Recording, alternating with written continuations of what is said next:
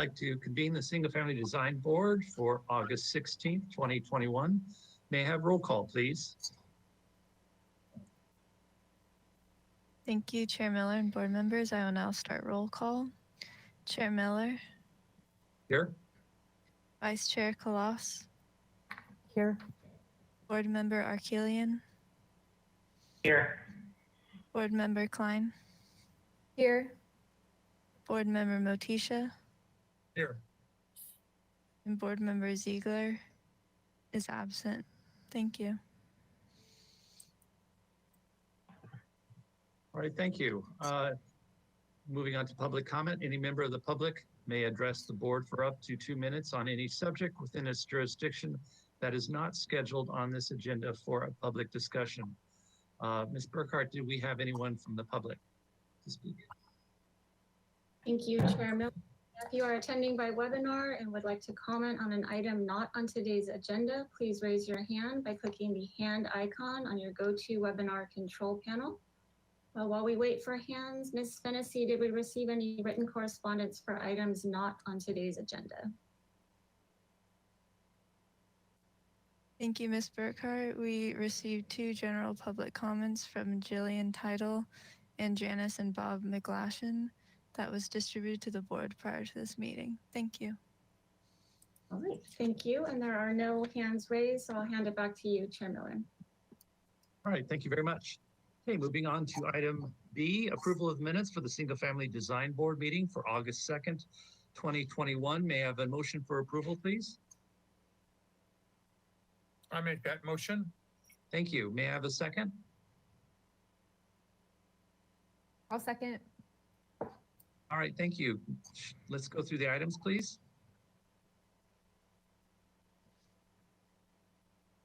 So item 1, 648 Ricardo Avenue.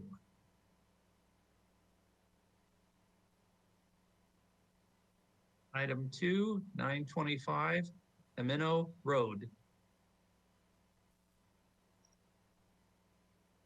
Item 3, 347 Salida del Sol.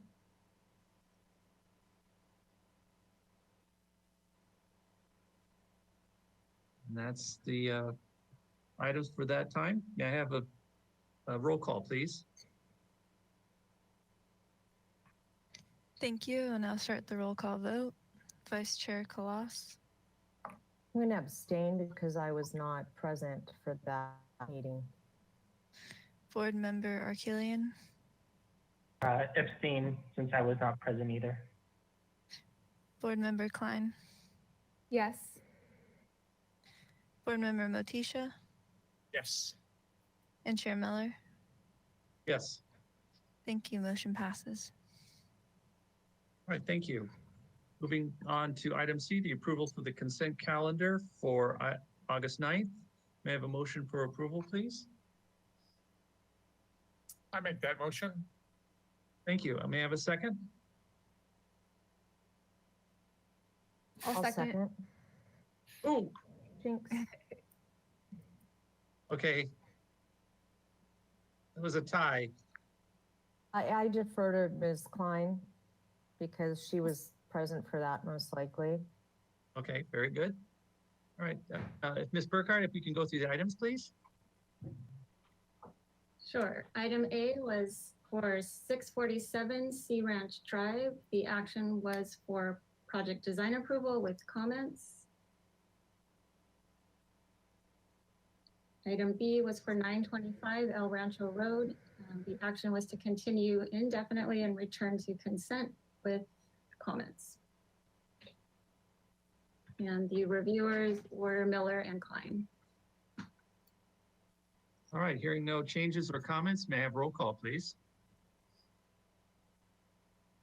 Thank you. I will now start the roll call vote. Vice Chair Kalas. Yes. Board Member Arkelian. Yes. Board Member Klein. Yes. Board Member Motisha. Yes. And Chair Miller. Yes. Thank you. Motion passes. Okay, moving on to today's consent for August 16th, 2021. May I have a motion for approval, please? I'll make I'll that make the motion. motion. Oh, I think Joe beat you. All right. You have a second. I'll second. Thank you very much. Ms. Burkhardt, if you can go through the items, please. Yes, item A was for 1257 Dover Lane. The action was for final approval. And item B was for 1822 Garden Street. The action was for approval of the review after final. And the reviewers were Miller and Klein. Thank you very much. May I have a roll call, please? Thank you. And I'll start the roll call vote. Vice Chair Kalas, Yes. Board Member Arkillian, Yes. Board Member Klein, Yes. Board Member Motisha, Yes. and Chair Miller. Yes. Thank you. Motion passes. All right, thank you very much. All right. Moving on to item D, announcements, requests by applicants for continuances and withdrawals, future agenda items and appeals. Do we have any of those? Yes, I do have one announcement about the project at 691 North Hope Avenue. It was continued for today's meeting, or postponed, I'm sorry. However, it will be postponed again for September 13th, so we can renotice as the project description has changed. And those are all my announcements. Thanks. All right, thank you, Ms. Burkhardt. I believe we have no subcommittee reports at this time. So with that, I will move on to our agenda items. Item 1 is a new item. It's concept review. It's 648 Ricardo Avenue.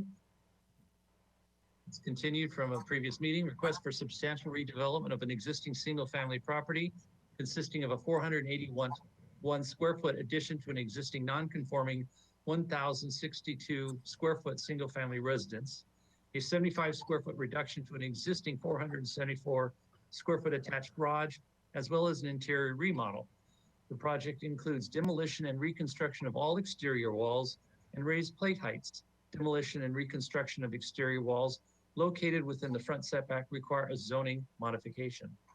Construction of retaining walls, a low-profile wood deck, site landscaping, privacy fencing, SCE pole relocation, and Tier 3 stormwater management features are also proposed. No final appealable action will take place at this hearing. Project requires neighborhood preservation findings and hillside design district and slope lot findings. The project was postponed on August 2nd due to lack of quorum. The project was last reviewed April 26, 2021. Ms. Burkhardt, do we have minutes from that meeting? There we do. If Board Member Kalas, if you'd like to go read to the record the minutes, please. Yes, Chairperson Miller, I will do that. The motion on April 26th was continued to return to the full board before going to the staff hearing officer with the following comments. The applicant shall restudy the configuration of the north elevation fascia alignment to create a gable appearing into the home. The applicant shall study repositioning the roof pop-up for clear story windows facing west to fix the current awkward configuration. Item 3, if the applicant proposes a standing seam metal roof for the eyebrows or other elements, that they shall provide a section, sketch, and/or photograph of what that will really look like. I think we're lacking a word there in the minutes. Item 4, the applicant shall provide a color board. Item 5, commentary from landscape architects shall be provided on the conifer and recommendations on how to deal with it properly during construction and through the final phase. In terms of the night sky compliance, the applicant shall include a plan of the surface mounted electrical fixtures on all elevations. Item 7, the applicant shall provide a resolution on the treatment of the existing retaining wall on the south elevation. Item 8, accurately document the true drip line of the conifer. Item 9, it is likely the board will be prepared to continue the project to the staff hearing officer at the next meeting. Action was made by Sweeney, seconded by Colas, and was approved with a vote of 4-1 and 1 abstention. Ziegler opposed and Klein was recused. Okay, thank you very much. If we, Ms. Phillips, if you'd like to go through your project. Oh, Ms. Burkhart, do you have something you need to say? Yes, thank you, Chair Miller. I just wanted to let you know that Board Member Klein is recusing herself from this item as a member of the applicant team. Okay, great, thank you. So Ms. Phillips, if you're going to go through this project, if you could just go through each item that's on the minutes, that'll help us immeasurably. Okay. Would you like me to start there? Yes, please. Okay. So the first 2 items actually on the minutes had to do with the configuration of the north elevation and restudying the roof pop-ups.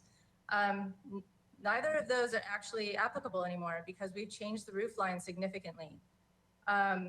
Is that okay if I kind of show you that as I go through the presentation? Yes. Okay. Absolutely. And yes. as the other items were the fact that the standing seam metal roof, if it was to be used to provide documentation and images of that, we are definitely using a standing seam metal roof. You will see that very clearly. Okay. Applicant All right. No, okay. Sorry, Ms. Phillips, like you said, if you want to stop and show us the pictures, that's great. We're very visual here. Okay. So on the first item, the roof change, could you show us the roof change? Yeah. Sure. Let's go to plan or PDF 10. There we go. All right. For those of you that have seen this project previously, if you don't mind, I'd like to do a quick explanation of changes made since you last saw this project. So the majority of the SFDB board members were not in support of the roof line that was initially proposed in the mid-century modern design. They asked that it be more sympathetic to the neighborhood, suggesting a more traditional low-slope gable roof. However, this was not the design direction the property owners preferred. Therefore, we've maintained the original as-built ridgeline orientation and provided a new exterior style for this project. We now refer to this style as Nordic or Scandinavian. Per additional board comments to avoid bright white color on the hillside and the suggestion to study burnt wood siding, we did just that, and we changed the material and color palette to a dark Soshujiban charred wood. The board also referred to standing seam metal roofs and were not opposed to them so long as they were a matte finish and did not negatively affect the hillside neighborhoods above. This would not be an issue for this property, and the standing seam metal roof is appropriate for our new Nordic style. So as you can see from our change from last time, we kind of had a 3-level mid-century modern roof line that was going north to south. We've decided to go back to what's originally there with regards to the ridge line of the house, which is now east to west on the property. It's a simple ridge line. It's exactly what's there right now. It's the least conflict with regards to neighborhood compatibility and the large pine tree at the corner of our property. So the main body of our project will be the dark, charred wood that I just mentioned that is in the horizontal format. It's about a 6-inch wide plank, horizontal. And then at the center of both the front and the back, we have what we call like the pop-ups or pop-outs. And that's gonna be vertical Doug fir, a light colored wood cladding. So, and you can see that we have the dark standing seam metal roof. Kind of going in a different direction than I planned this to go. So we'll just go to the next sheet. Let's go to the next sheet, please.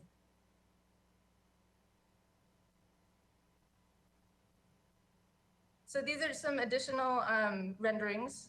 The 2 top ones are the front elevation, and the 2 bottom ones are the rear. With our dark material, we are definitely not something that's gonna pop off of the hillside. We're really excited about the fact that this is gonna blend into the hillside more. You can also see on the bottom two images that we've addressed the landscape retaining wall back there, that we've also made that a darker color so that it also recesses into the hillside. That was also one of the meeting minutes, the motion items, to make sure that that was addressed. So the next sheet, please. This is our color board and inspiration sheet. At the center, you'll see the dark charred wood has a great texture to it. And in juxtaposition to that, just to the left, we have the natural grain Doug fir, and that's going to be in the vertical orientation. And then above, in that same material board, we have the dark standing seam metal roof, and below that, we have the dark windows and doors. So to the two images to the left are showing the light Doug fir as a wood cladding. I've shown it both in the vertical and horizontal just as examples here, but they're intended to have spaces between the boards themselves to give it some depth. But we are intending to do this one in the vertical orientation. And then to the right, you'll see the dark wood, how it's typically used with the sloped roof, the dark wood, the dark windows and doors that go with it, the wide open window openings without breakups. Below that, you'll see 4 small images that show these two materials being used together, kind of like a yin and yang, a black and white. It can be successful in many different ways. And below that is just our general inspirational images for this project. The Nordic Scandinavian design is very simplistic in nature. It has the simple ridge line, the simple metal roof, a dark color, simple openings without any kind of breakups in them. And that's really what we're trying to achieve here with this redesign. And we kind of feel like coming back here and being asked to redesign our ridgeline has brought us closer to what we really are looking to do on this project. So we're really excited about it. And we have at least 4 letters from neighbors, and we had the property owners reached out to all their neighbors to make sure that they've seen this. We have 4 on file that are definitely supportive of this design, supportive of the overall height and scale and neighborhood compatibility and the materials that we're proposing. So we're really excited that everybody's on board and they think that this is going to be a good addition to their neighborhood. I think if you go to the next slide, you will see, yes, this is tree protection information, some additional information that was asked for. And right there in the upper right corner is the large pine tree. We've shown the true drip line. We've also shown the critical root line below as well. And the next slide. We've provided an arborist report for that tree. It documents how to protect this tree prior to construction, during construction, and after. And the next slide, please. This is our landscape plan. Basically what you saw last time with 2 things being removed. We had a very low fence right at the sidewalk. And we also had very low retaining walls that were creating like a mounding effect in the front yard. But that was in our drip line of our large tree. So we've removed that. So we have no conflict with going over top of that root zone. So it's the same basic landscape plan that we had proposed previously. I'm just looking here at the minutes to make sure that I've addressed everything that was in there. We have a color board. We've addressed by providing an arborist report. The exterior night sky compliant lights have been noted on the elevations. We are only intending to put lighting at exterior doors as required. And they will be dark sky compliant. And I believe that answered all of the comments and meeting minutes. But we're really excited about this new design and this new concept and our new skin. We think that the elevations, obviously with the ridgeline being exactly as it is right now, is very compliant with the neighborhood. And we're excited about the new look, and sounds like our neighbors are too. So I'll be here to answer any questions. All right, thank you very much. Did Did we Ms. Burkhardt, did we get any public comment, please? Thank you, Chair Miller. If you are attending by webinar and would like to comment on this item, please raise your hand by clicking the hand icon on your GoToWebinar control panel. While we wait for hands, Ms. Fennessy, did we receive any written correspondence for this item? We received 4 public comments from Eric Salter, Elaine Dotterly, Dustin Todd, and Jason Vogt that were distributed to the board prior to this meeting. Thank you. Thank you. There are no hands raised, so I'll hand it back to you, Chair Miller, for questions. Great, thank you. All right, so moving it back to the board for questions, I'll just go down the list. Board Member Quast, do you have any questions, please? Do have a couple questions.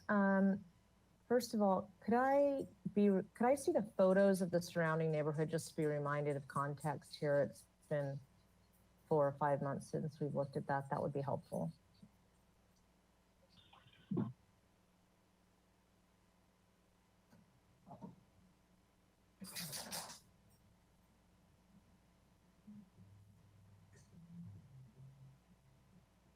There we go. That's the subject parcel, I believe, right? Yes. Okay, and then I'm interested in seeing the 2 flanking parcels, if at all possible, if we have photos of those.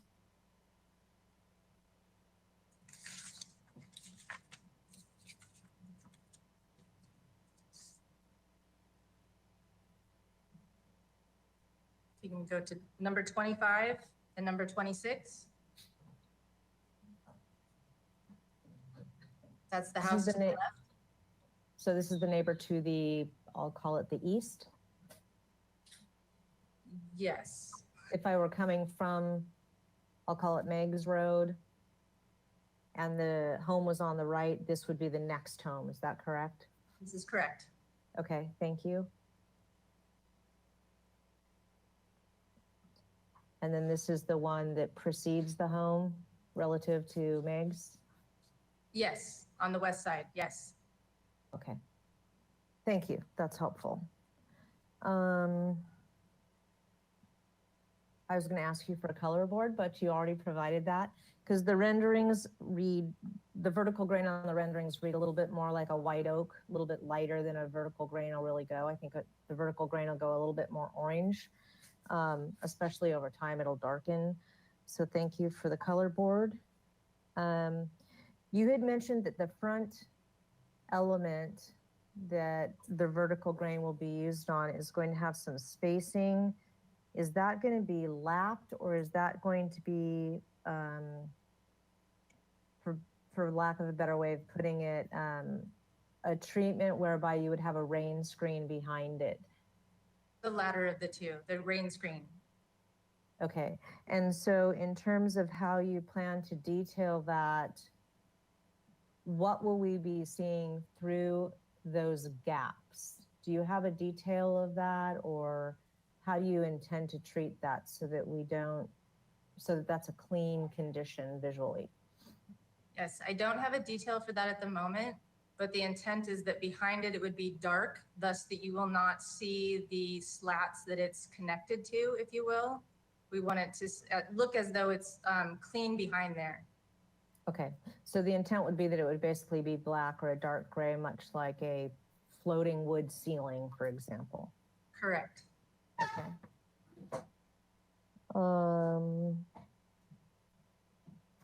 Can we see the south elevation, please?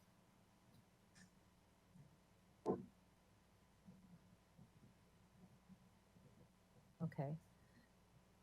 I'm a little bit concerned about shading on this side of the residence, especially with what appears to be the clipped eaves. Do you have a plan for how you're addressing that?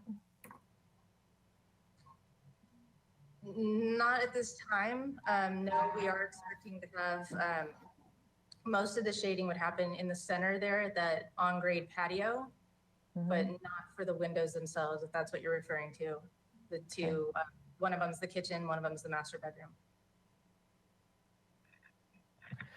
Okay, and then the last question I have is if Ms. Klein could just walk us through the proposed landscape planting material that would be in immediate proximity to the cedar tree. Sure. If you want to go to the landscape plan, this is still very preliminary, so we actually have not specified that. We have not done a planting plan yet. We just have a plant list.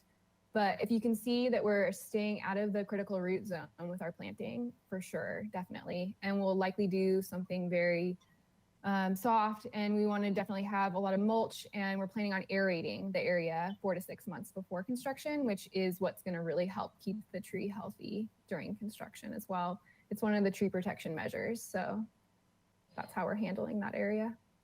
So the olive green post shade area, Ms. Klein, is that just intended to be kind of like a low planting ground cover, for lack of a better way of putting it, something that would be low in nature? Honestly, it hasn't been decided yet. It's literally just a conceptual hatch at this point.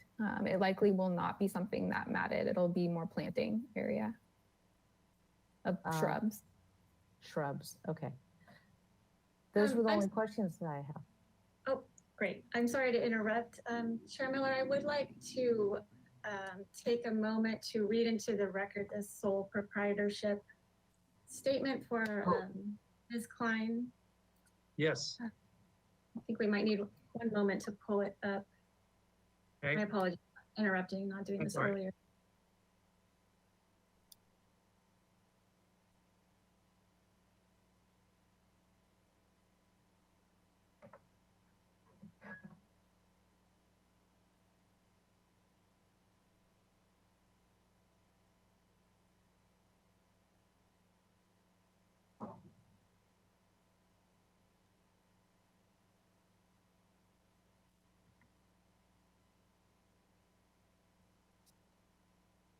I think if you want to go on to the next member's questions, we'll work on pulling that up and we'll read it into the record as soon as we have it. I have one more question. Never Sure. let me pause. Can we just go to the exterior lighting, Ms. Phillips? Can you just walk us through the elevations and where the exterior sconces are planned, and if you have a cut sheet for those? Let's see, sheet 9. So shown here on the elevations, for example, right flanking the garage, there's 2 sconces shown there. Those are completely downlights. I don't have a cut sheet for that at the moment, but they are basically like a simple can that goes straight down, absolutely night sky compliant. The light that would be over top of the front door is actually like a can light because it's got a roof cover over it. And the only other ones that are proposed are at the rear elevation, the south elevation, at both of the doors as well. The total night sky compliant can light, down light. Great, thank you so much. I have no more questions. right. Okay, thank you, Board Member Kloss. Board Member Arakelian. I'm sorry. How do you pronounce your name? I apologize. Arakelian. Arakelian, do you have any questions, please? Thank you. No question. All right, Board Member Motisha, do you have any questions? Yeah, just I'm interested. You had on your description a Southern California Edison pole is replaced. Where was it, and where is it replaced to? Or did you just put a new one in existing same place? I didn't see it on the site plan. Okay, it's actually to be moved. And From where to? it is best shown on the landscape plan, number 15. The bottom right corner, you'll see approximate location of relocation of Edison pole. It's currently just to the left of that, where if you envision the door coming out of that bathroom, it would be in front of that door. It's moved to the corner of the property. Correct. To where? To? It's moved from in front of the door to the corner of the property. Oh, okay. Okay, very good. That's just, I don't have any other, everybody else is asking questions that I would have, and I'll save my comments for later. Thank you. All right, thank you. All right, the question I'd like to go back to the color board, please.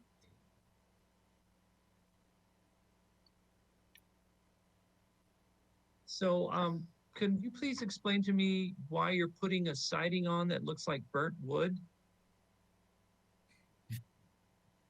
It is called Soshujiban. It is Yes. it is a burnt wood. It's a Japanese technique that the wood is treated. It's preserved. It is basically weatherproof and like a termite proof as well, bug proof. And it is it's actually something that was mentioned during our original submittal that Yeah. somebody mentioned that it might be something to investigate. And once it was mentioned, the clients actually really liked it. And so we've gone this direction. So that picture to the right, that house on the right there, is that got that siding on it? Yes, it does. Can we have an enlargement of that, please?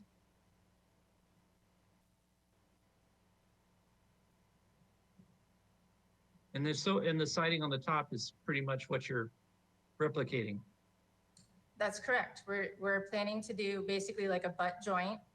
And Okay. as any material would in sunlight, it will fade from its original, darker color, and it'll fade down a little bit. So the one in the bottom is shown as very, very dark. Looks as though Yeah. it's very, very new. But as you can see from the actual picture just to the left there, you can see the variation in the wood and how it has, some grays in it, and it's, a natural material that's going to have variation. Okay, all right, got it, great. I think that's the only question I have. So with that, I'll move on to comments. Board Member Kloss, do you have comments, please?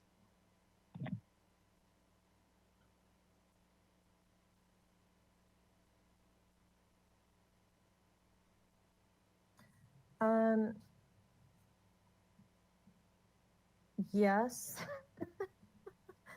Trying to figure out how to parse my words here.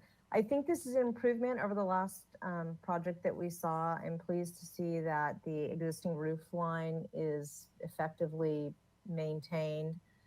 I think that the nature of what's being proposed works very well with the large cedar, and I think that they will work together attractively. I'm glad to see that we have proper documentation for the cedar and what needs to happen to protect it. Not everybody gets one of those big, beautiful trees in their front yard. So we want to do everything that we can to keep that and keep it healthy.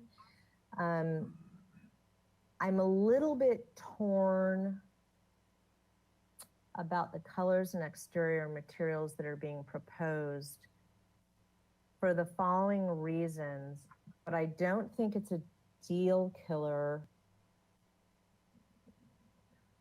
for me on this project because the house is relatively diminutive. It's basically 1 story in size. I think it will recede into the neighborhood. But from a conceptual standpoint, the project that I'm seeing in front of us is something that would be very conducive to the Pacific Northwest. Or, I recently spent some time up in Mill Valley. I can imagine it fitting in really well there.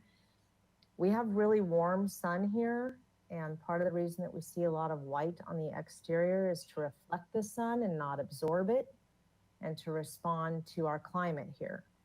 And I don't think that this project necessarily does that because of the exterior materials that are being proposed.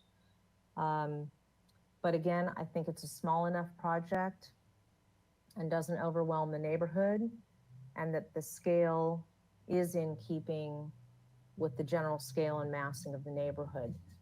I'm concerned about the shading on the south side. I think there's going to be solar gains through those windows, even if you have low E glass. And as an owner, I would be very concerned about having lack of some sort of brow or shading device on the south side.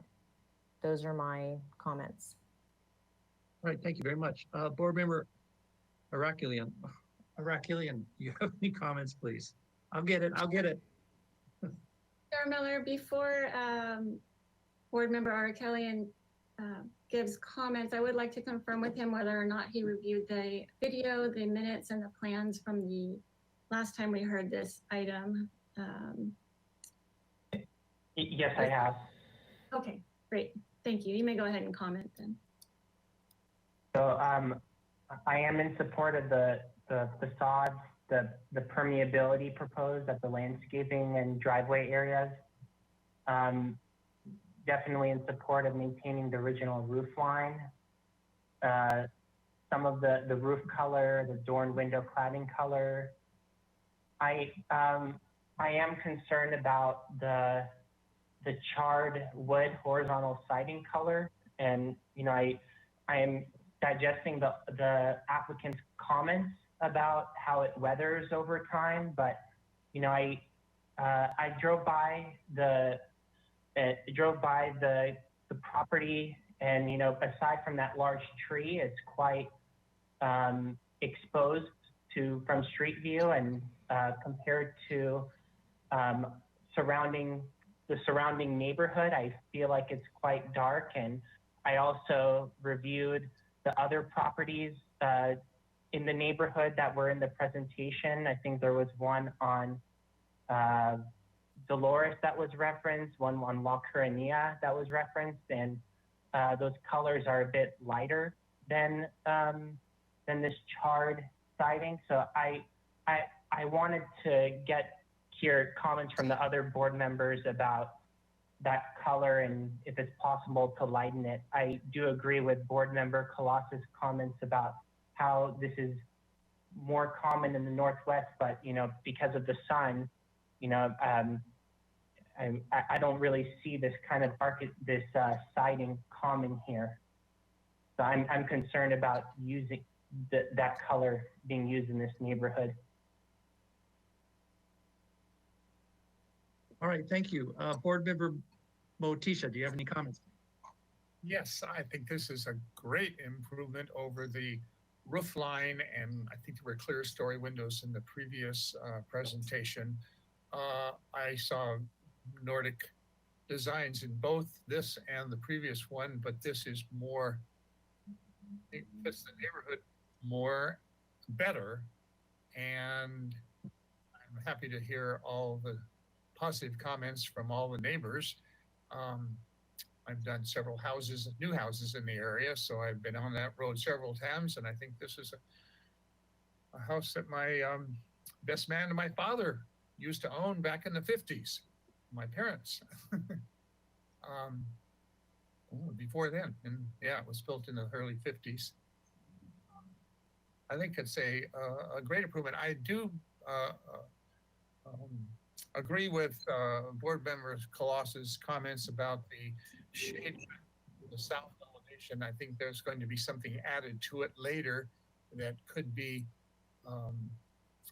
designed into it now. But that's not a requirement. That's just a comment. Yeah, I like this project and I approve it. I would approve it. Thank you. All right, thank you very much. So the context of where I'm coming from is nothing to do with the style of the home or whether it's good or bad. It's a great designed home, but I do feel, and I think I had a conflict before, because I'm looking at the existing neighborhood, and of course the neighborhood is a tract 50s housing development. So I take that into context. And so I see this, like, whoa, this is a break from that look. So then I start thinking, well, okay, if it's a break from that look, is it gonna, break the flow? But then again, you have a house on your other side that's Spanish colonial, so that definitely broke the look there. So the next thing I look at in terms of parameters is the size, bulk, and scale. And you're definitely within the size, bulk, and scale of the existing neighborhood. So that definitely flows as what Board Member Motisha said. My opinion is it's a very strange looking house. I don't quite understand it. To me, domestic architecture should be charming and pleasant, maybe even romantic, or something welcoming.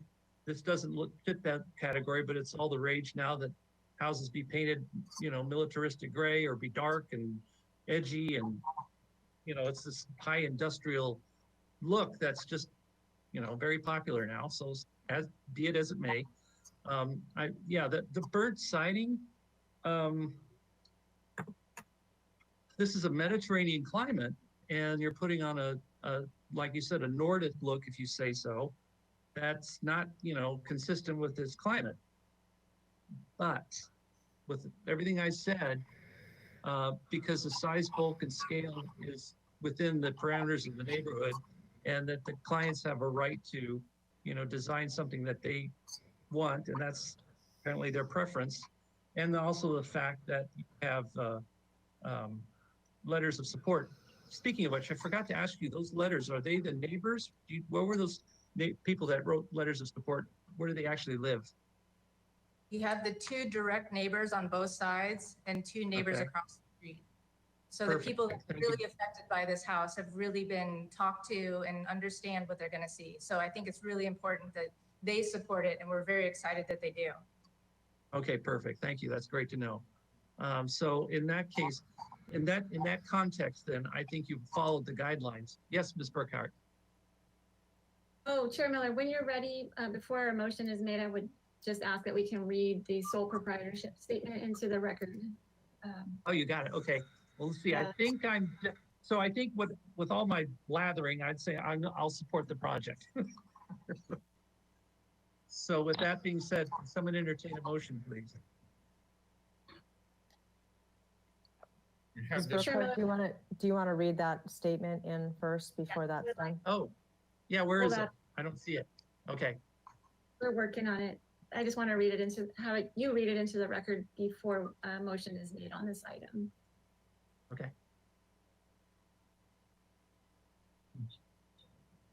The city attorney's office has determined that sole proprietors are allowed to prepare professional documents and make project presentations before a board they served on based on the exception to the Political Reform Act and Fair Political Practices Commission's rulings. The limitation is that they are not to unduly influence their fellow board members on a decision by advocating for their clients. The exception allows board members to continue practicing their profession in the city while volunteering on a board. Is that that isn't what I read before. We did have a slightly different version in a previous meeting, Chair Miller. I think I that's what actually you're. have it. Should I read that one?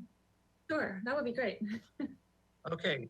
The city attorney's office has determined that sole proprietors are allowed to prepare professional documents and make project presentations before the board. They say, oh, okay, that is the same one. I take my words back. I'm sorry.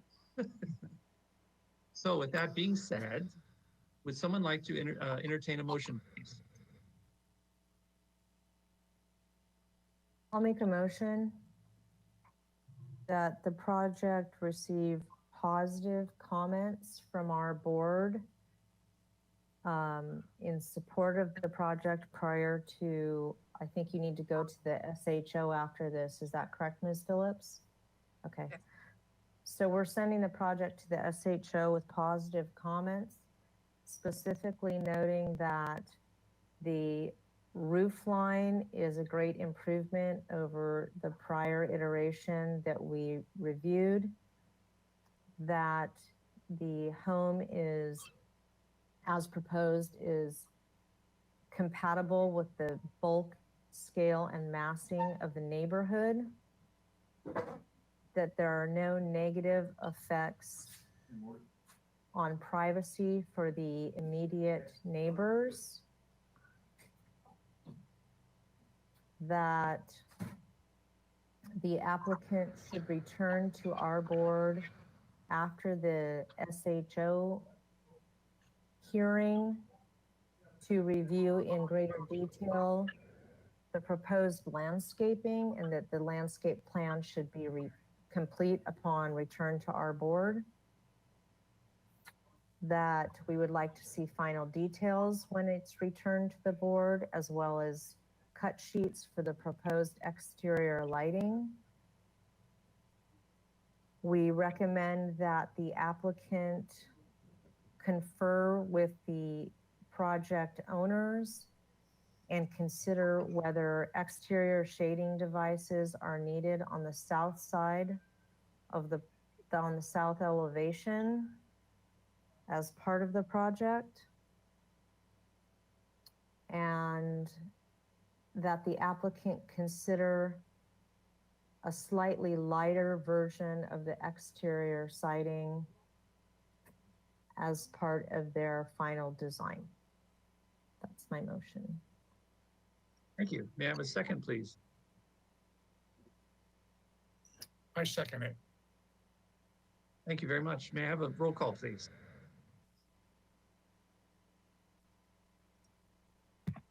Thank you, Chair Miller and board members. I will now start the roll call vote. Vice Chair Kalas, Yes. Board Member Arkelian, No. Board Member Klein.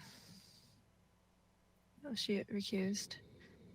Board Member Motisha Yes. and Chair Miller. Yes.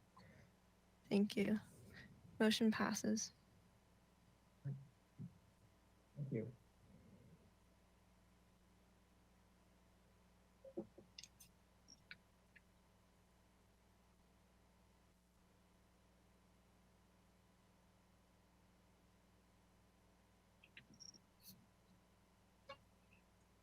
Okay, is that there for me to read it? I don't think so. No, I'm sorry, Chair Miller. If I can ask Board Member Arkelian to state why he voted no for the record. Despite the scale of the proposed house, I do not support the dark siding, the color being used, and yeah.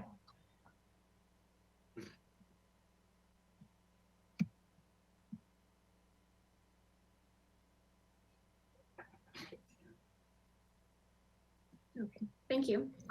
We can move on All to right, our second. thank you. Very good. May I have a roll? We already did that. Okay, next project. Okay, okay, this is item, I'm all scattered here. Apologize. The address is 106 West Olivos. Proposal to construct a new 461 square foot accessory dwelling unit, ADU, above an existing 545 square foot detached garage pursuant of SBMC. I'm sorry to interrupt again. We're actually a bit early on this item. We are not able to hear until 4 o'clock. Okay, We'll have to take a 10-minute recess. I apologize. okay, so I will call a recess and come back at what, 4 o'clock? 4 o'clock, yes. All right, we'll see you at 4 o'clock.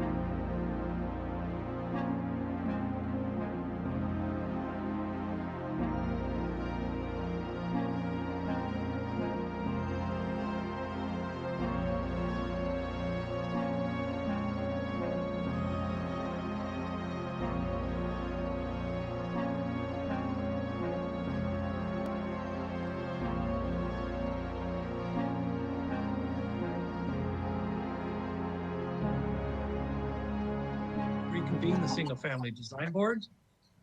We're on to item number 2, 106 West Los Olivos Street. Oh, should I get roll call, please, first? No? Okay. Proposal to construct a new 461 square foot accessory dwelling unit, ADU, above an existing 545 square foot detached garage pursuant to SBMC 30.185.040. The project also includes an interior remodel within the garage to convert the existing 55 square foot storage room into a laundry room. Project design approval is requested. Project does require neighborhood preservation findings. Thank you. Mr. Shelton, would you like to present your project and to clarify as to why you had to go before a review board for an ADU? We'll do that. Thank you. Good afternoon, everyone. I'll just march talk about the site plan first, but a couple things.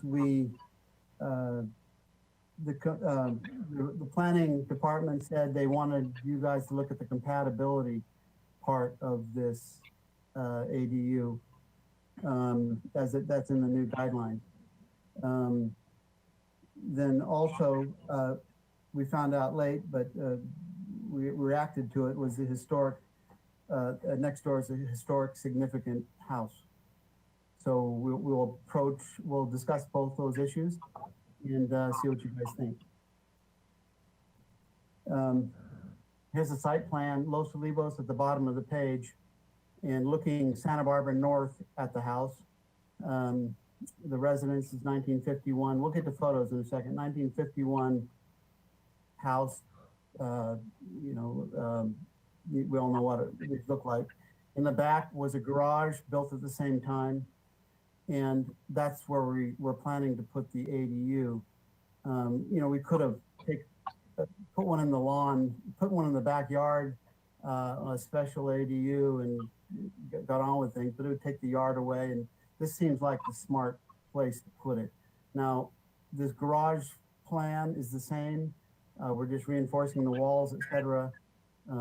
The property line on the west is 18 inches, and then on the north is 21 inches. The property is on the left of this, on the west side, west corner, is 6 feet higher than our grade. So we're already sunk down a bit into the hill. This, of course, we're sitting inside the setbacks here. Our proposed ADU is going to be 4 feet from the property lines on both property lines, and this will be as per the ADU code. Why don't we go to the site survey A1.2, the next. Get through this stuff. Here we go. Just if we need to reference back to this, here's the survey, a couple foot slope across the lot. House on the left is up on the hill, and house on the right is level with us, or maybe a little bit lower, very similar.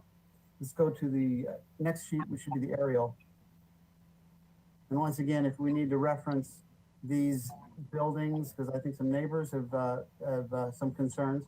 The property to the left is one neighbor, I believe they wrote a letter, and the one to the north, I believe, is it is a historic building with the gable roof there. And we have photographs. Go to the next 1.4. And this is our house from Los Olivos. It's kind of this putty gray, let's say, and we'll be reusing that color on our building on the lower floor. But you can see it's metal windows. I don't know if you call these tract houses, but a simple little house, 1951 post-war house. Not a lot to it. The garage there on the upper left, that's what we're adding to. So we're going to have a building on top of that. I'll get into the compatibility stuff soon, but let me just say now that we're not matching the house we're trying to do a back building, kind of a shed that doesn't exactly match that one, or of course match the historic building behind. So let's go on to the next photo sheet. This is the view of the backyard. The big orange tree there. Right to the right is patio, covered patio that I believe my client just bought the lot. We didn't have a permit. We're going to be taking that whole patio down, which is going to help with our stormwater management, give us more options. The lower photo on the right, that's looking at the garage on the right, the garage that we are going to add to. Next photo, next sheet. This is looking down our driveway on the upper left, and there's a house up there on the hill. This is looking at the same house over the blue car, and the bottom is looking over the patio that will come down to the house that has historic significance. Let's go to A 2.0. Now, if we start, look at the garage on the upper right, that's basically what we're gonna end up with on the ground. That's what we have on the ground floor now. The garage floor plan on the lower right is our proposed garage floor plan. And this is where we're adding the laundry, which will service the ADU. We're adding that to the top, into the top part of that garage, upper right-hand side.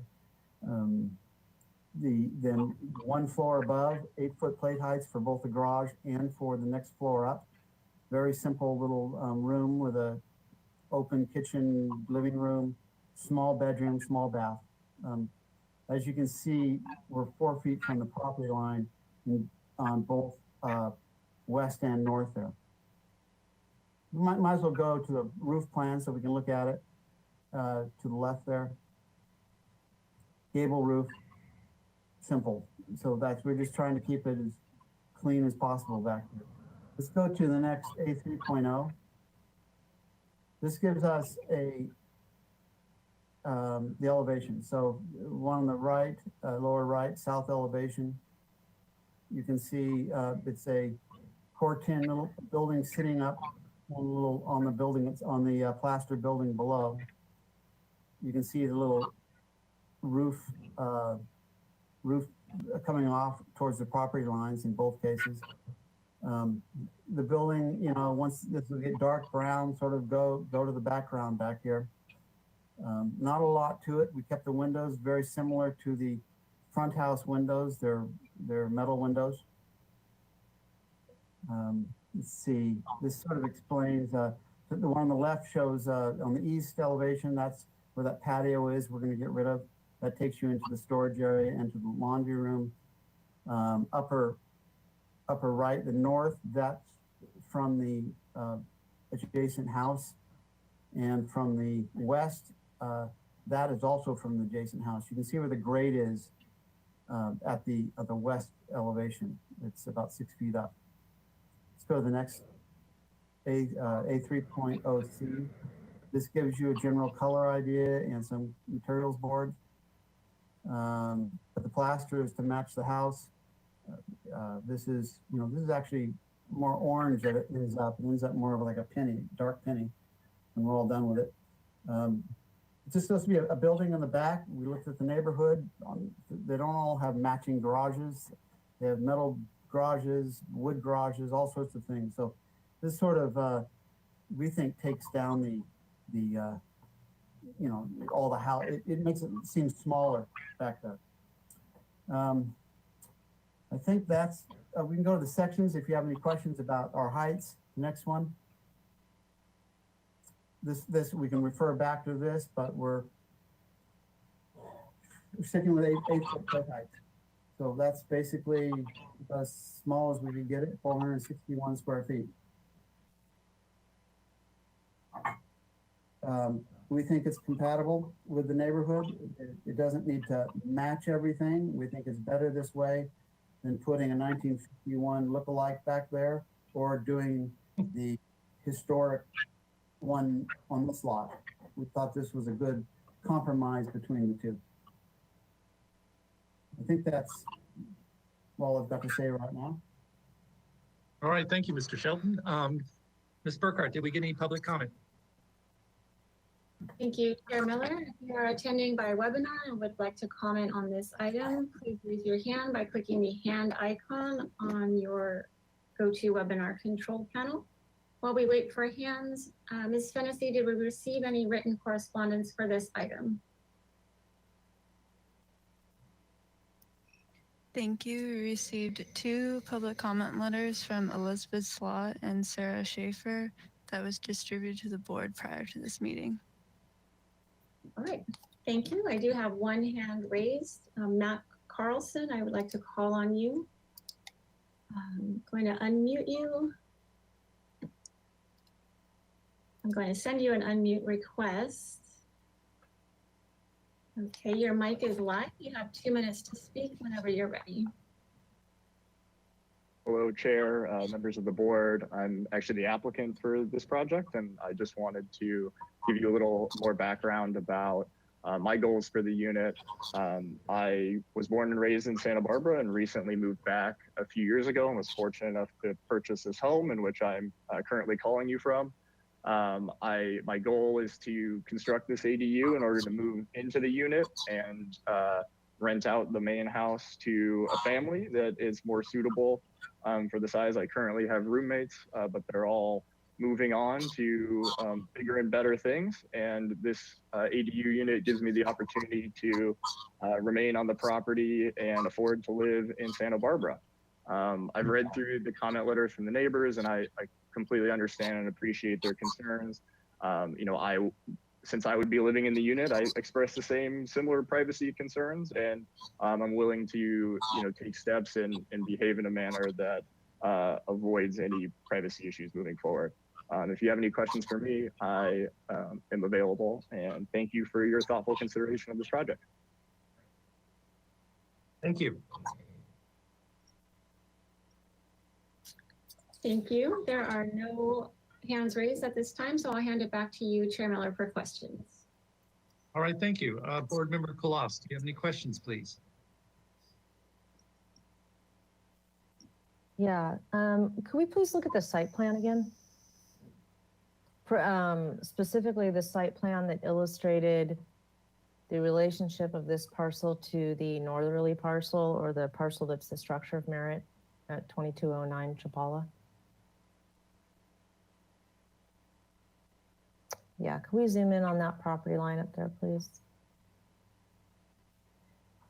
Mr. Shelton, do you know approximately what the distance is back from property line of that structure there at 2209? It looks like it's maybe 5 feet, 4 feet. I'd say it's more than that. We're looking at the eaves there. So I don't have the measurement, but it's 8 feet or so, maybe 10.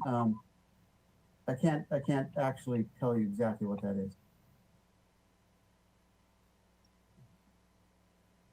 Okay, can we look at the photos then that illustrated that from the covered patio area, perhaps? That seemed like that was the best view of that.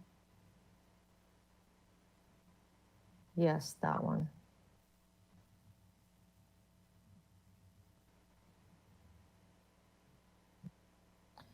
Does anybody know what the use is of the large window up above? Is that used as a bedroom? Does anybody know what the use of that space is on the neighboring parcel? No. Okay. If we can take a look back at the elevations, please, and the floor plans.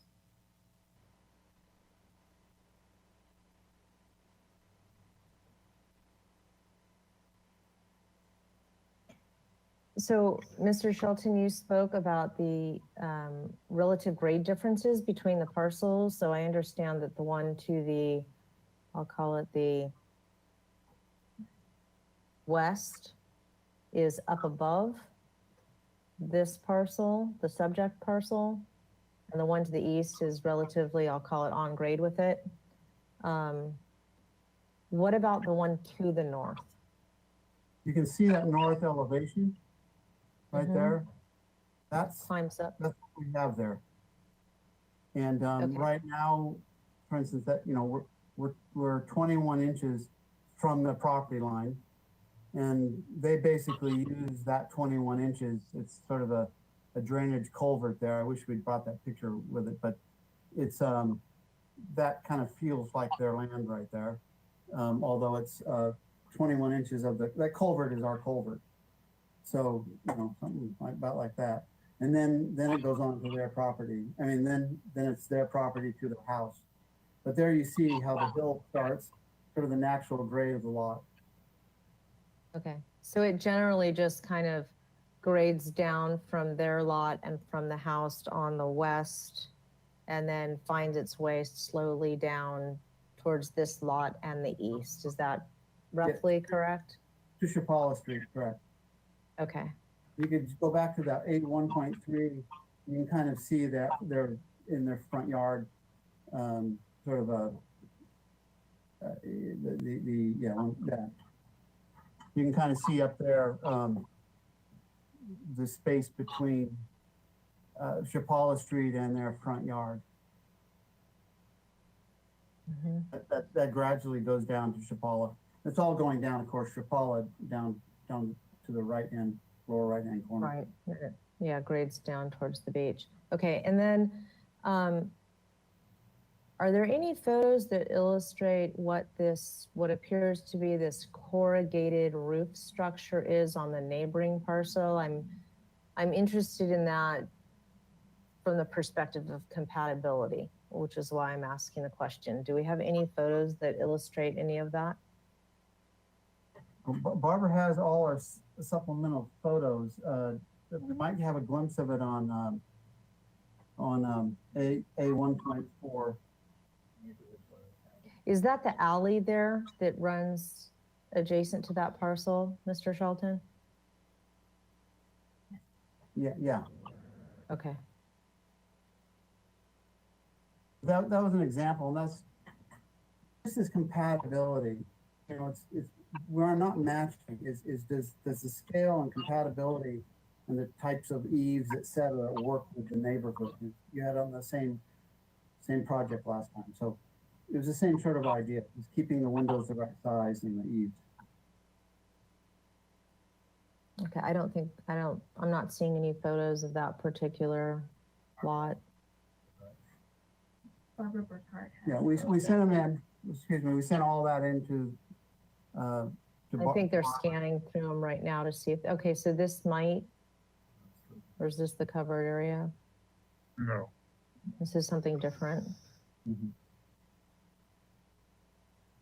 You know where it is, James? It should be towards the beginning. Towards the beginning, people were saying. Is this it?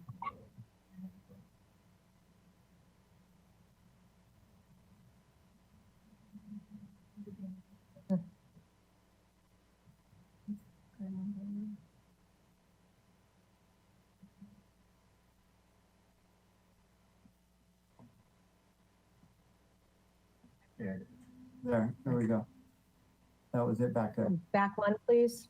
Yeah, you can see Please zoom the. in on that just a tick.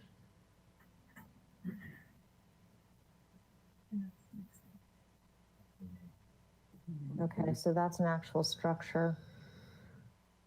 Okay. Those are the only questions I have at this time. Thank you. Thank you. Board member Ara Kalian, do you have any questions?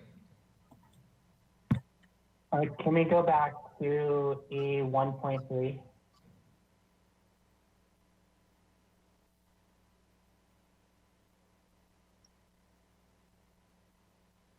Can we zoom in on the north? Yeah. So there's the Chapala Street residence, 2209 Chapala Street, the structure of merit. There's another building to the, looks like a garage. I just wanted to confirm what that building was. It's a garage in the alleyway. Okay. Okay. No other questions. Hey, Board member Klein, do you have any questions, please? Just one. The windows don't seem significant in size. I was wondering if you can explain your decision making with the windows along the property lines and their placement and the neighbors' concerns about privacy. Right, yeah, I should have probably mentioned that. You know, those are, I call them vent windows. They're up high and they're just so we can get a cross breeze in there. They're, you know, we don't want anybody looking in, Mac doesn't want anybody looking in either. So they're up at 5 feet and I believe at 5 feet, we'll double check that, but they're up high where we can open them and let a cross breeze in. It just, and they could be shutters for all we care, really. The windows on the, if you look at the north, those are all in the bathroom area, and the windows on the, oh yeah, go ahead. In the bathroom area, that says 40. Well, that one's at 42. To check where that one is. But it could go up. We're just trying to get a little bit of air in the bathroom. In cross breeze. And then the other elevation towards the west is the same thing. It's mainly above the bed, so you could crack it open at night and have fresh air. Thank you. That's my only question. All right, thank you. Board Member Motisha, do you have questions, please? Yes, I have. We go back to the site plan. I have some questions on just to clarify. Yeah, right there. I have conflicting information that just doesn't. Jeff, you could probably answer this for me, and maybe Barbara. I got a email this weekend, I guess sometime maybe last week, on 2209 Chapala Street, and it was having to do with the structure of Merit, and they sent a picture along with it saying that a kind of a brick, looked like a brick path that was on between the garage that you're going to build over, Jeff, and the property next door, and they stated that garage was on the property line, and the brick path that they showed in the picture was on the property of the building of Merit. And the picture also looked like it was flat, an elevation of flat path. And all of a sudden now we're looking at the north elevation, which climbs as it goes west. And then you're telling me that the garage is indeed a certain amount of space, maybe 2 feet or 18 inches or whatever it is, off the property line. I'm not too sure who's correct here. Could you straighten it out, Jeff? Yeah, sure. First of all, that 21 inches of brick and like I called it a swale or culvert, a concrete culvert, that's on our property line, 21 inches. So they might think that the other one's on theirs, and I suppose get their own survey, but this was a licensed surveyor, and that culvert and that little brick area is on our property line. And our eaves are over our property only, and we had to fireproof them, by the way, for this new addition. And it is flat, but then it goes up, so it's both. Right? Okay. My other question is, I promptly forgot it. Not going anywhere. Yeah, oh, I know. Your site plan, and I understand that the person that sent that email in about the House of Merit was probably incorrect. But I'm looking at a Google map now, which I don't know if I thought they were always correct, but they show that your garage is well 5 feet into the property of the House of Merit, and the House of Merit is, nothing matches. And I'm sure it's not your concern, because you'd have had the property surveyed by a licensed surveyor. I'm blown away with it. So much different information about something that's supposed to be correct. I won't take it any farther than that. I just wanted to ask the question about the site plan and locations of buildings. That's all. That's my only question. Architects and engineers, we depend on are surveyors, and I trust them. Yeah. more than- So, why? Thank you. Okay, yeah, the only question I have is, if you look back at the elevations, are you showing the upper walls to be the same color as the roof? Yes, So it's the same material, is that correct? 7/8 So inch it's- corrugated metal. It's got a nice shadow to it. You know how that goes. Just it keeps it's deep, so it keeps the shadow, and same material. Do you have a color board? Yeah, right above that, I think, is our color, whether it's appropriate, for this.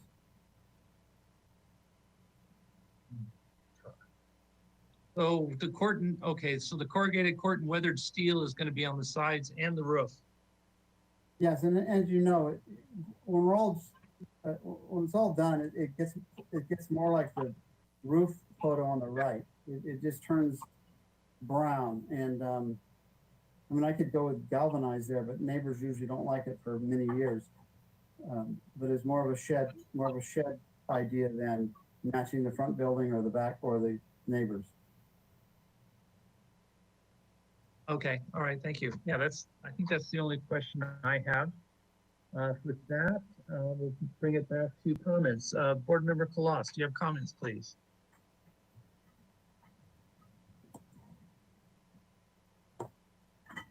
I have a follow-up question. Well, I have two questions in follow-up to a couple things I heard subsequent to mine. And then I guess I have comments. So if you'll indulge me, it sounds, I heard Mr. Shelton say something, and I'm reading off my notes here, that led me to believe that the project had not been discussed with the northerly neighbor. There was something that said, something said like, well, we have a survey. They probably think this is their property, but it's not. Has this project been discussed with the northerly neighbor? I didn't discuss it with them because I didn't actually know, they didn't know it was the property line until a letter was sent to me this morning from the planning department. So Mac might have discussed this with him, but I didn't know there was a dispute about the property line until I got a letter from the planning department this morning. So it wasn't I didn't want to discuss it with him. I didn't know it was an issue. Okay, but irregardless of whether there's a discrepancy in the two parties' understandings of the property line location, I'm just asking the question whether you or the owner made an effort to discuss this project with the immediately surrounding neighbors. I didn't, and I don't know if Mac did. Can I just say, we went straight to building. This was the ADU. We went straight to building for the how we're reading the code. That's why you see a whole set of drawings. So and then we're backing up. Yeah, okay, I can appreciate that. I understand. And then the second item is for staff. I was unable to open the public comments. When I attempted to open those links, I did not get anywhere with those. So I'm wondering if anybody else on the board had the same problem that I had. I actually got to open them up. Okay. So I may be having a glitch. I'll check into that myself. Okay, so on to comments. These projects get more and more interesting as we seem to go forward.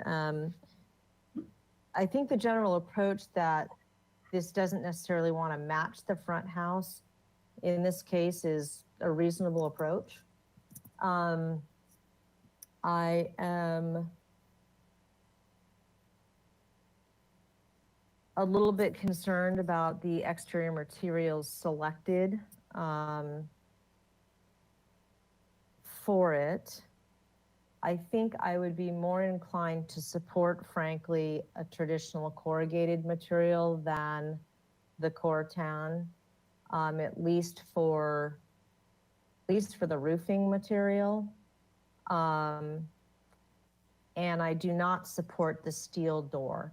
I think that if we're to accept the project and say, hey, this garage has always been here, then there's something about that lower portion of the garage that does need to speak to the existing home. And so there's going to be some dissimilarities between the upper portion of this maybe and the lower portion of it, because basically what we're saying is the garage was always here, and then, hey, somebody's come in and they've done something different. And I think what's happening here is there's an attempt to sort of homogenize the accessory structure in its entirety. And I don't know that that's really what wants to happen here. So I'd like to see some sort of relationship between the lower portion of it and the existing home.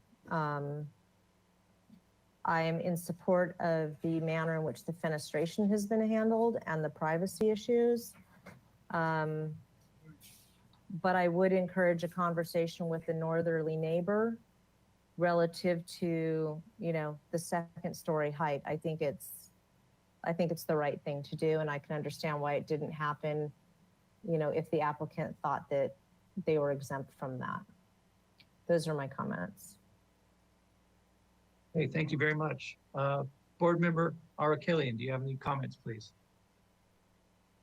I'm also in support of the placement of the fenestrations, particularly at the north and west elevations. I feel like there's a lot of respect to the neighbors based on that placement. No other comments. Okay, Board Member Klein, do you have any comments, please? Yes, I'm in support of the material of the corrugated metal, and I really like the rebar handrail detail. I think that's a nice detail. It really feels like a work shed. It's at the back of the property. It's set back from the front, so it makes sense. And I do feel like it's compatible in the size, bulk, and scale of the site. It makes sense to put it on top of the garage. I'm in support either way. If you want to keep the bottom of the garage, as Board Member Kalas said, more traditional to match the existing home, either way feels compatible to me. And those are all my comments. Thank you. Great, thank you. Board Member Motisha, do you have any comments, please? I think it fits the neighborhood. It's size, bulk, and scale. I don't think it distracts too much from the, I don't think it distracts at all from the building of merit next door, because it's on a different property, and the size, bulk, and scale don't are not over large, so they don't take over the building of merit. I have may I stick in one question, just Brian, just Sure. for one question? Yeah. Looking at west elevation, why am I looking at something that's painted corrugated, that's corrugated on the west elevation when that's a steps and why am I looking at something that's corrugated or not corrugated, but it's brownish red right there? Good question. Which can somebody point to this thing? I think it's like the thing that's sticking out on the far right there. That's Hold on, funny. that's yes. Funny you say that. That wasn't there. What's that?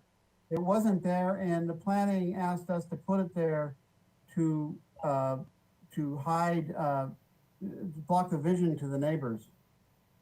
So right now we have it detailed, but it's a corrugated screen panel, perforated screen. Oh, I just wondered what it was. That I don't think it's necessary, but it's needed and required, then I don't have an objection. But I don't think it's necessary to hide your railing and to make it look.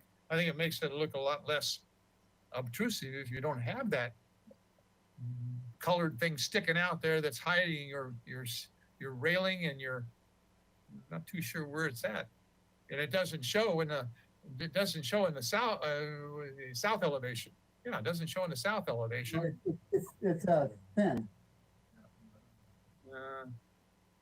I guess it would be down here on the south elevation at the end of the railing right there, but I don't see it. Yeah, see, it's real thin there.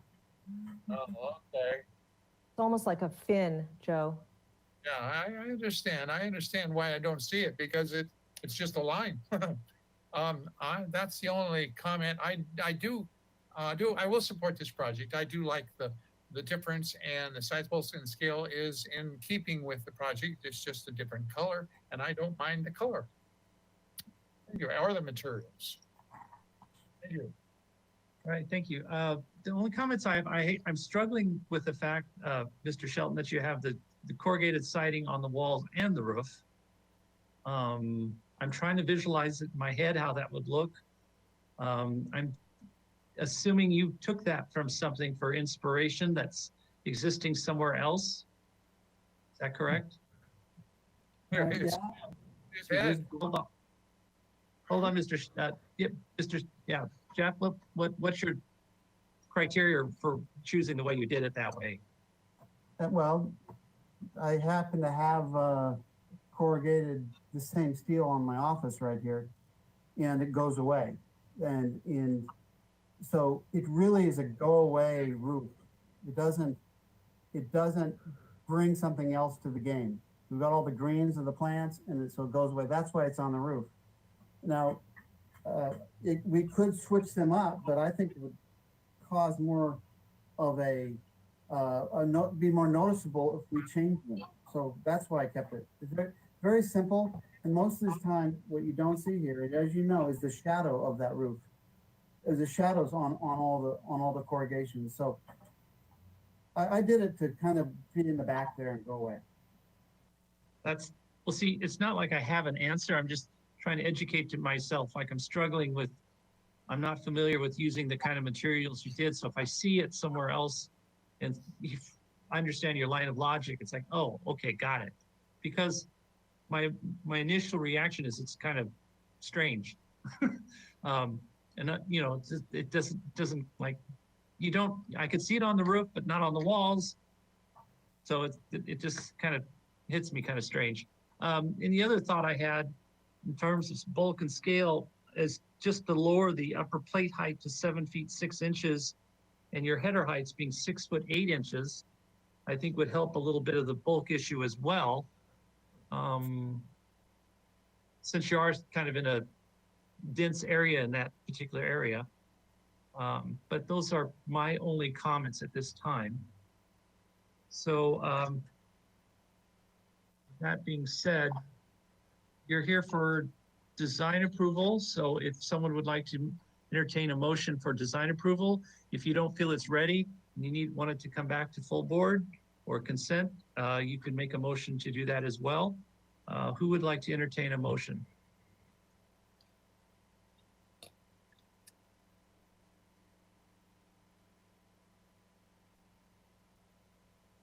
Okay, not all one speak at once. I'll make a motion. Okay. I'd like to make a motion for project design approval with the following findings.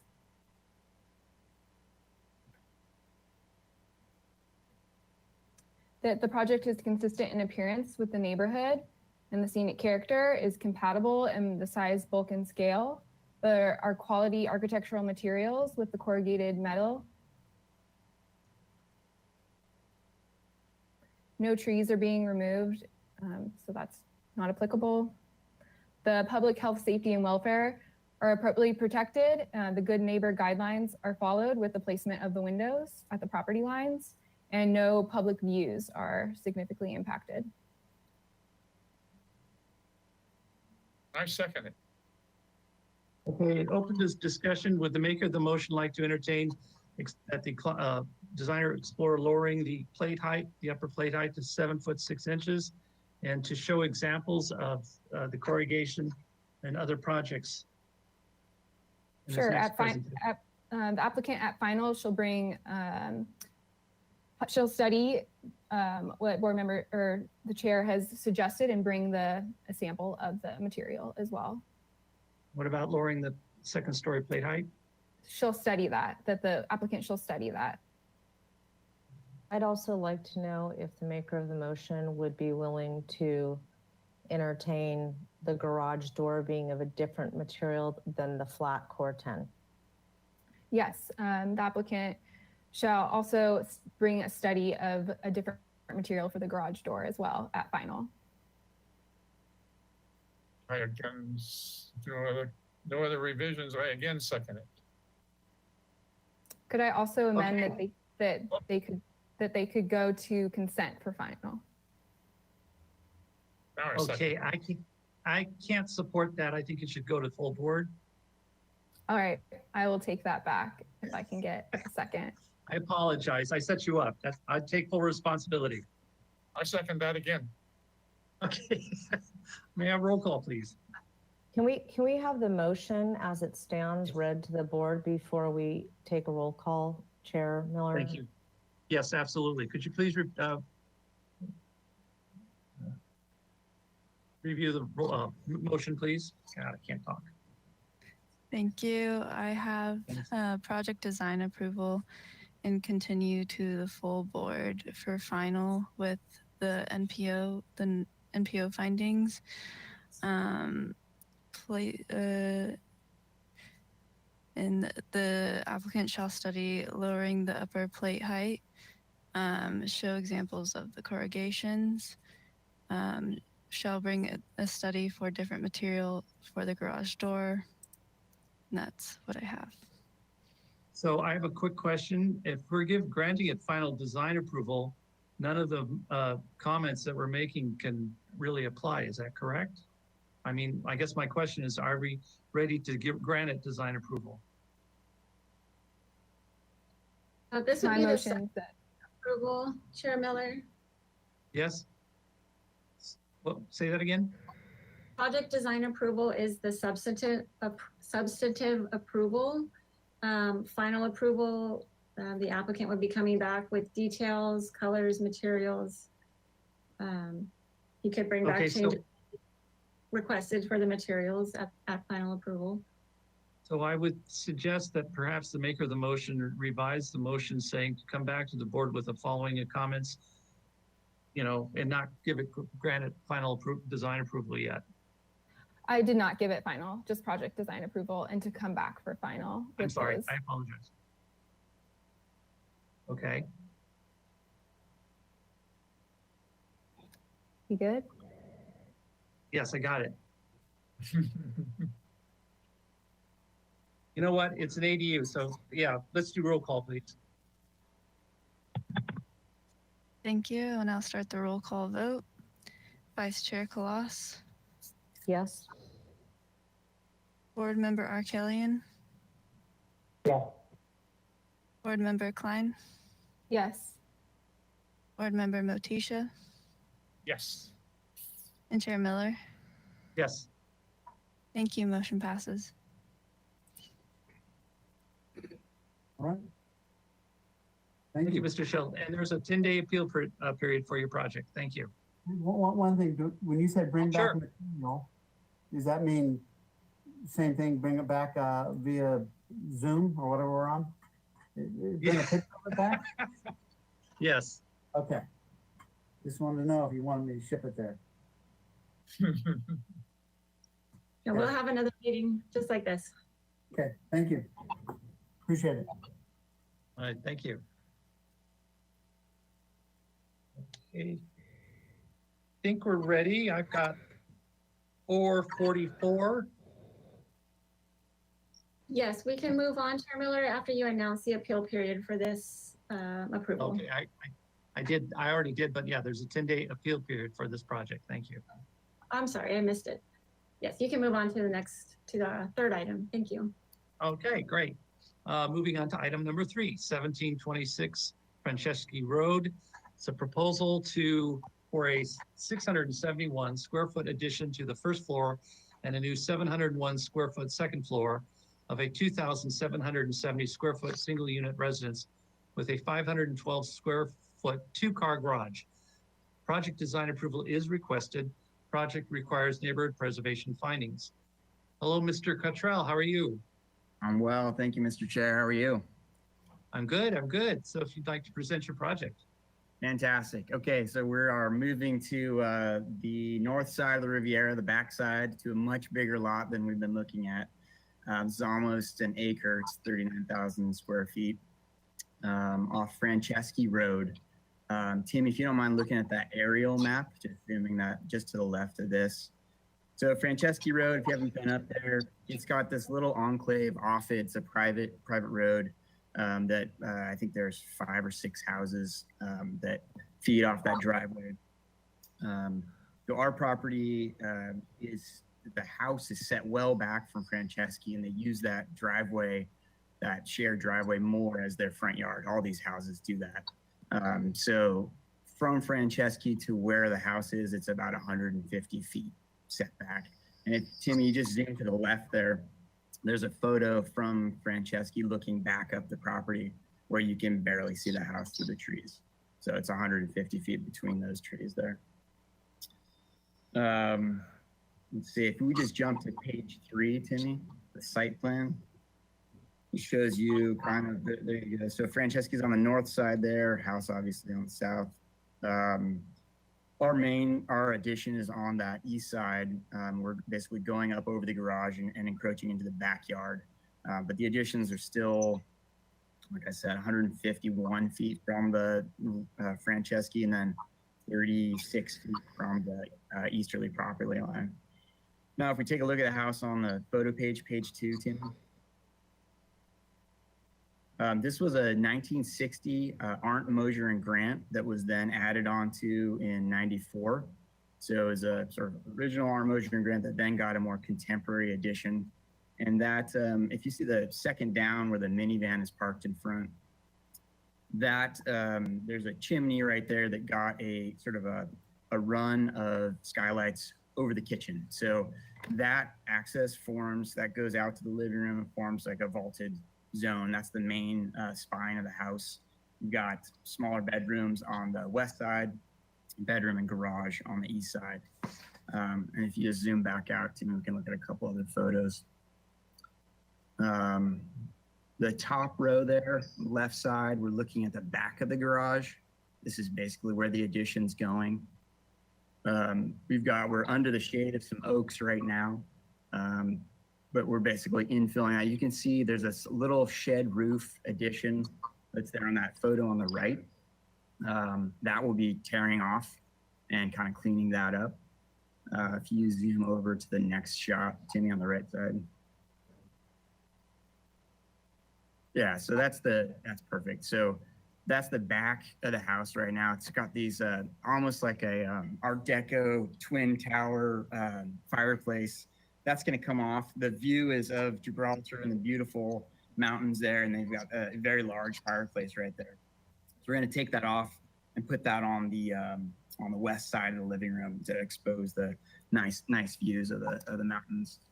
All right, we can jump to the 4th page to show you the existing. Okay, here's the existing plan. You can see the kitchen that's got that north-south skylight. And then the chimney is on the north side of the kitchen. See the garage on the right side. Next sheet is our addition. So you can see we're bumping out the north of the living room to create a little slightly larger great room. You get a study, a laundry room, and it's like a powder bath, guest bath. There's an existing very tight shower in one of the kids' rooms that we're cleaning up too. But that's the extent of the ground floor addition, nothing on that private street side. Next sheet is the 2nd floor addition. So this is kind of your classic growing family master suite 2nd floor addition. You've got a primary bedroom, master bath, master closet, and a little nursery that will convert to a kind of an office study space down the road. And then we can quickly look at the roof plan. You can see we're doing all gables matching existing. The master bedroom's got a little deck off the north side to take those same views. The house doesn't have any hip roofs, it's all gables. the addition steps back from this garage there. And then if you go to the last sheet, that's our elevations. We are matching all existing materials, gonna be board and bat, same color palette, same windows. The roofing right now is a concrete shingle that we're gonna take off. They're leaning towards an asphalt shingle, but that will get determined as we go. Let's see. You had upper view there, Timmy. You can see that's the garage on the right. We've got some natural topo on the street that ramps up. There's a little retaining wall that's stone there on the right side. The topo falls into the backyard, so there's kind of a nice way to tuck that second story into the topography. And then those oak trees on the right side, shielding anything between the neighbors on that side. And we're well set back from that property line anyway. The neighborhood does have a nice, I think they meet every other Friday for like Friday cocktails on the cul-de-sac. So they've discussed it with their neighbors, and we have a couple positive comments from them on file. So I think I'll just pause it there and let you guys ask questions, and we can move from there.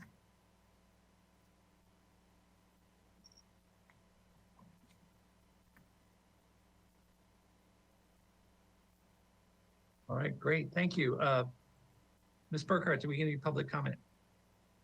Thank you, Chair Miller. If you are attending by webinar and would like to comment on this item, please raise your hand by clicking the hand icon on your GoToWebinar control panel. While we wait for hands, Ms. Fennessy, did we receive any written correspondence for this item? Thank you, Ms. Burkhart. We received 2 public comment letters from Clyde and Joy Pratt and Jake Trust that were distributed to the board prior to this meeting. Right, thank you. There are no hands raised, so I'll hand it back to you, Chair Miller, for questions. All right, thank you. Okay, go down the list. Board Member Kloss, do you have any questions, please?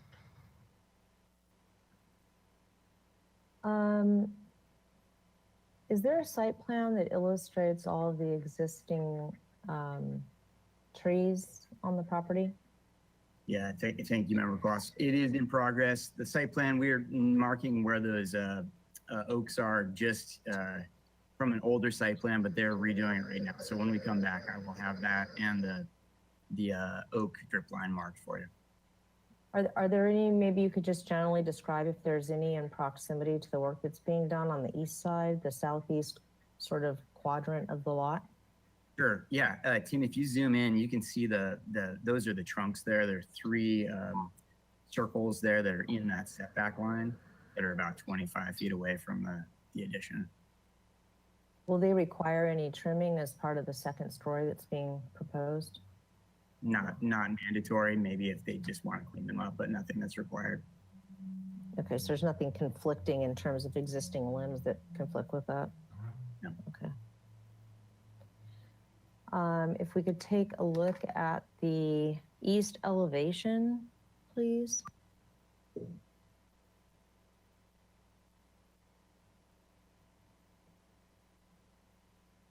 And the north elevation.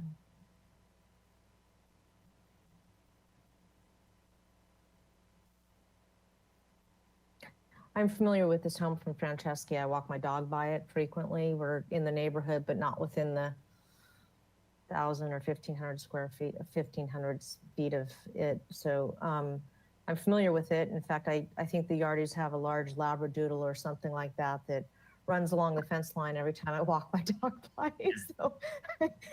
So I'm familiar with it. They just planted a bunch of passion fruit that are growing very nicely along the fence line. Yeah, it's a beautiful lot, and I can see why they want to remove the twin fireplaces from that side for obvious reasons. So, okay, if I can just take another look, please, at the north elevation.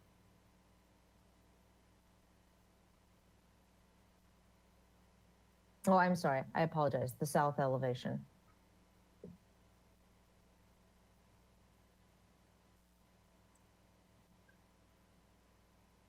Actually, Member Kloss, you're correct. That is the north elevation. It is mislabeled.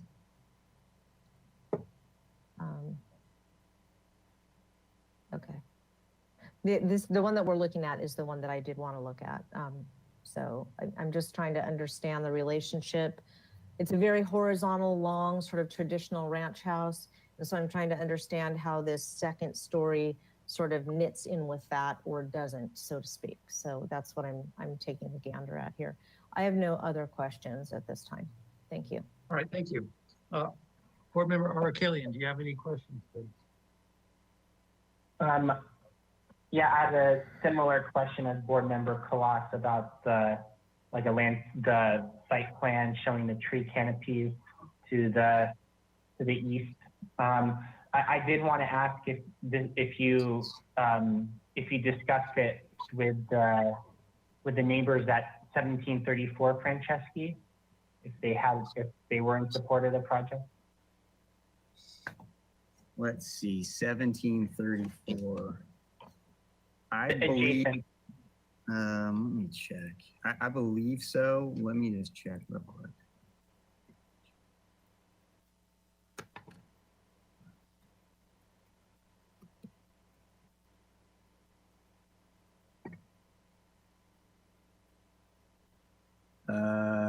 Directly adjacent, yes, they were one of the letter writers. Those are my questions.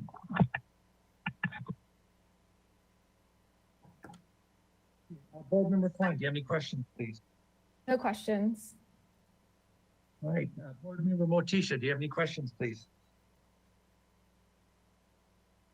No questions. No, it's the same color scheme as the existing house. It looks like you're just adding a second story to an existing house. Is the same color scheme, Chris? Same color scheme, yes. Okay. No questions. All right. I really don't have any questions either. It's pretty straightforward. So that, moving on to comments. Board Member Kalas, do you have any comments, please? Yes, if we could go to the exterior elevations again. And actually, there's two questions I have before I get into this. First of all, can you tell us what I believe I saw that this lands at a 95% FAR, is that right? That's correct. Okay, and there's no existing ADU on the property, is that correct? Correct.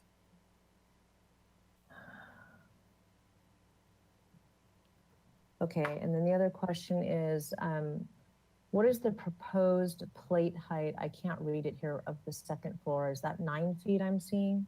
Yeah, it's a 9-foot plate. Okay. Okay, let's see. I appreciate the fact that the development is being kept towards the north side of the lot and that it's oriented generally to the cul-de-sac and that the proposed additional development is sensitive to retaining the bucolic and rather expansive open area on the property. I appreciate there's an attempt to match exterior materials and the fact that the proposed roofing type would be consistent with the genre of this house if it were to be the asphalt shingles. I feel I'm in support of the removal of the twin fireplaces at the north elevation. I am concerned about the manner in which the second home, ranch homes, as I said before, tend to be very long and linear, and it's always kind of tricky putting a second floor addition on these. And there's another home in the general vicinity that I can think of where this has been done, right over a garage. And it's painful because it looks like that's exactly what's been done. And I think the south elevation is more successful than the north elevation in that regard. I think that lowering the plate height on the second floor would help to sort of hunker that down a little bit. I understand the desire for volume in the master bedroom, but I think that with the vaulted ceilings, you'll still have a nice tall feeling in there if you keep those ceilings vaulted. I would encourage studying the relationship of that second floor volume to the garage door opening.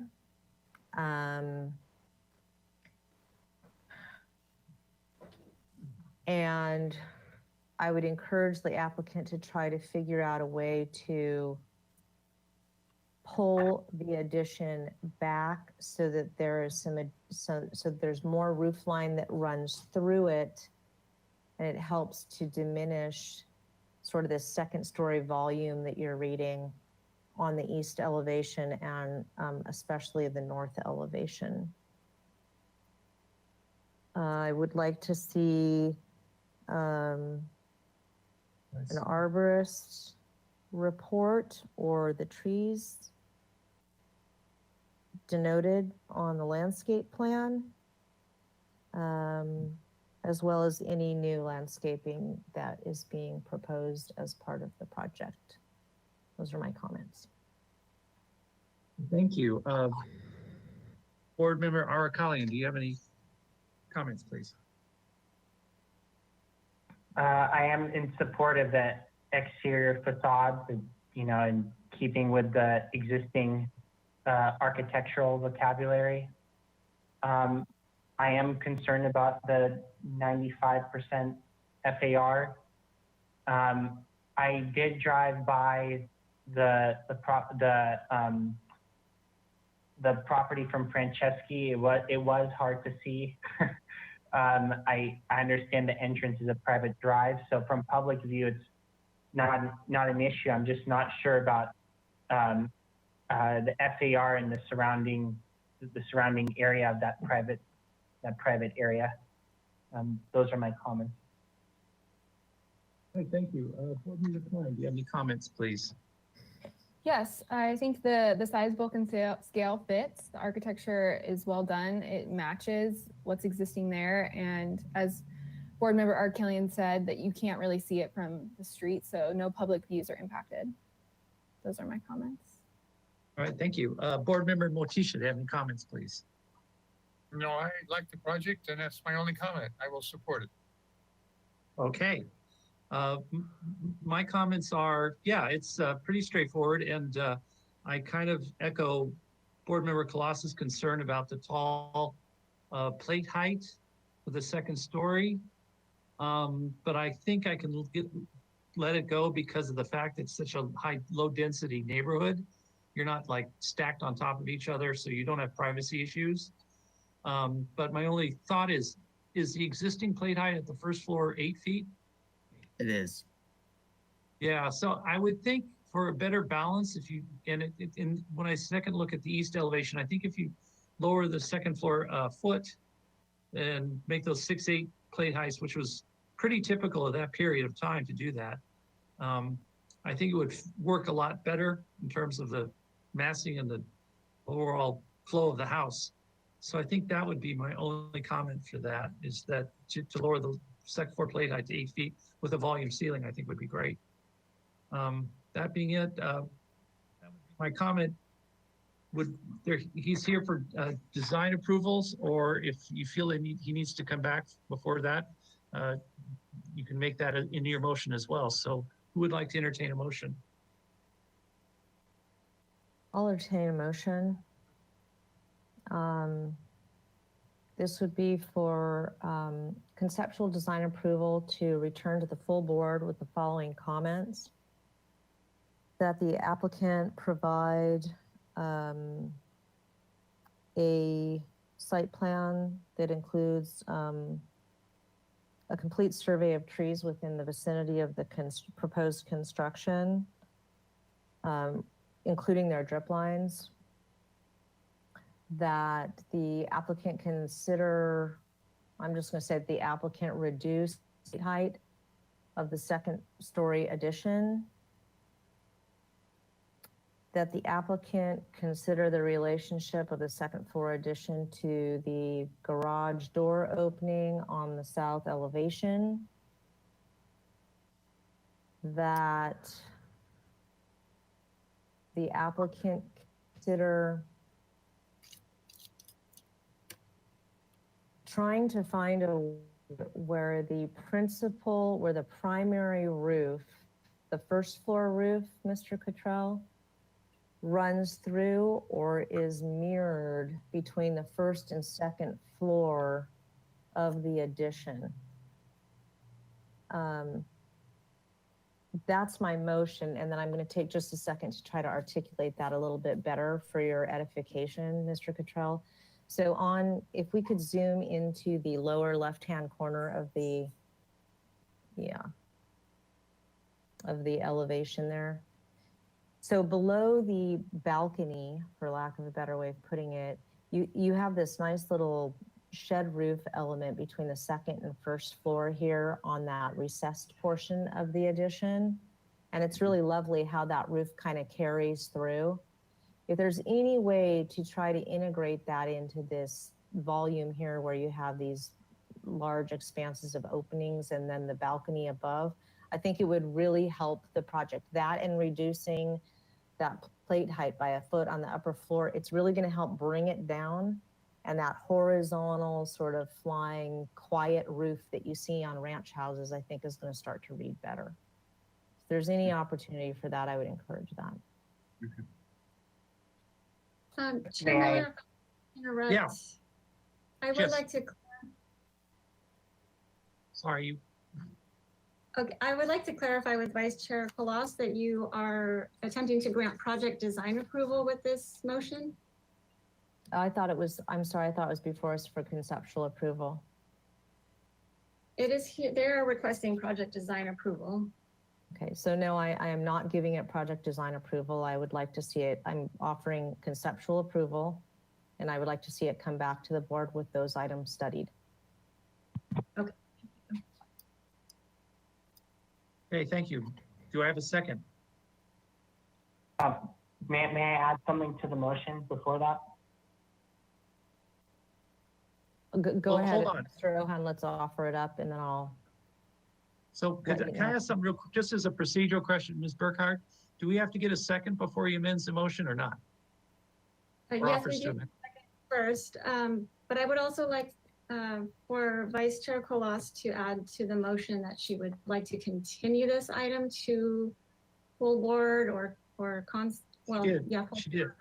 at the outset She of did. my motion, I noted it was for conceptual approval to return to full board. Yeah, she did at the very beginning. Okay, I'm just not familiar with the term conceptual approval, so I understand what you're saying now. Thank you for clarifying. Okay, so may I have a second?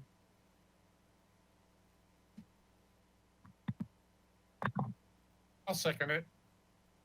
All right, thank you, Joe. Mr. Arakalian, why am I so paranoid saying your name? Anyway, Arakalian, what do you want to say? I would like to see if we can add, if it's appropriate, a 20 closest FAR study to, if that's possible to add to the motion. Just doing a study of the FARs of the 20 closest lots, or at least the neighborhood cul-de-sac. Chair Miller, I would also like to clarify just on this point that it is a guideline floor area ratio in this for this parcel. It's not a requirement. So I just want to make that clear while you work on the Yeah. motion. Thank you. In fact, Leslie, follow up with what Mr. Arkalian wants. It's your discretion, but you probably want to put some verbiage into your motion if you feel comfortable that the board supports the 95% FAR. If not, you may want to consider Okay. Board Member Arkalian's suggestion. Yeah, thank you. So can we take, I'm not dismissing that, Mr. Arakelian, can we take a look at the aerial view again, please? Because I'd like to articulate which parcels we would like to look at relative to an FAR.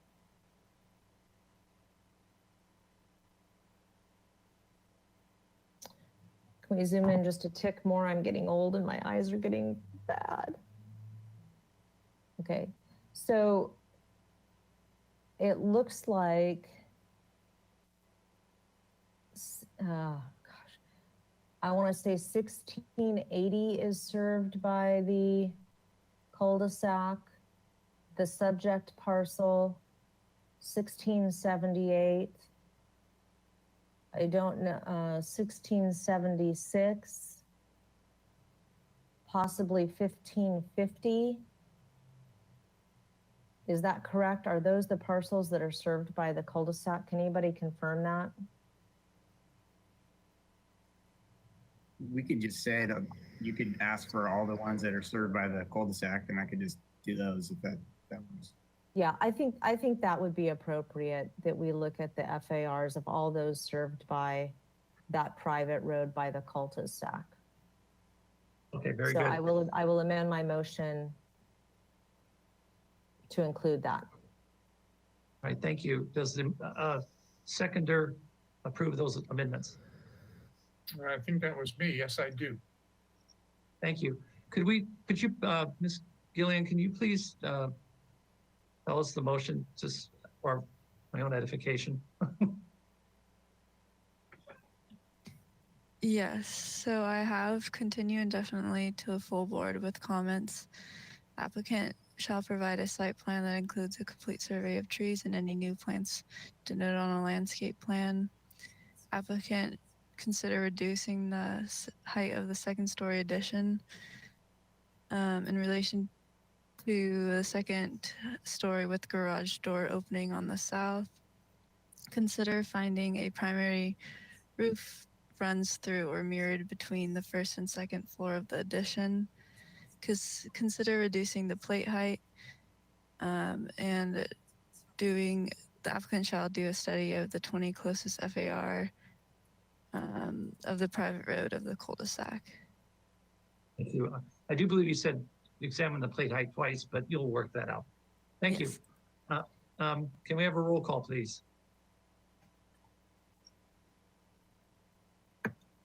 Thank you, and I'll start the roll call vote. Vice Chair Kalas, Yes? Board Member Arkelian, Yes. Board Member Klein, Yes. Board Member Motisha, Yes. and Chair Miller. Yes. Thank you, motion passes. Thank Can I you. just ask a question before we move on? Yeah, and I have a real quick comment too, but go ahead, Chris. That was just the cul-de-sac that you want the FAR, not the 20 closest, right? Because that was in the motion, that is 20 close. Okay, Yes, that's Thank you. correct. It would be approximately a half a dozen residences served by the cul-de-sac only. fantastic. So Chris, I wanted to say this, and I keep forgetting, to look at, I see that you've got that nursery off of the master bedroom. If that's intended for a baby, you might entertain making that a Jack and Jill bathroom so that there's a door from the bathroom into the nursery. That might be something for your clients to look at. We'll look at it. Thank you. All right, thanks everyone. All right, thank you.